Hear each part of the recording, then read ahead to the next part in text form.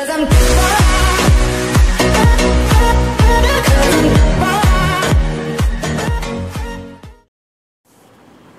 السلام عليكم ورحمة الله وبركاته. شلونكم شباب؟ ان شاء الله بخير وياكم. علي من قناة علي. انا رجعت لكم في مقطع جديد.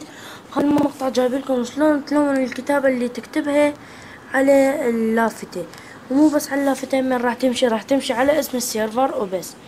يعني لا تتوقعون على اسمك، لا على اسمك تلقونه راح مسويها. يلا خلينا نروح على الشرح. طبعا اول شي تحتاجه هو اكيد بس اللافتة. تيجي على حرف الاس، تاخذ هذا الخيار الثاني مال حرف الاس، وتقدر تلون بهذن الارقام: 1 2 3 4 5 6 7 8 9. الصفر ما عليكم بيها، ما راح تمشي. والاحرف الاي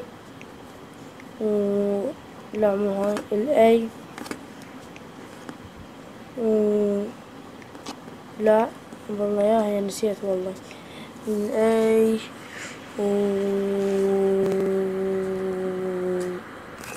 وحرف الاي وحرف الدي وحرف الاف وحرف البي.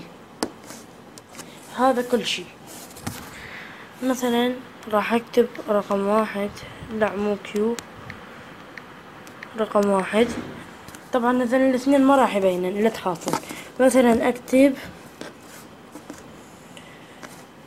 جولد، ذهب، راح تصير هيجي بدون هاي الاس هذا.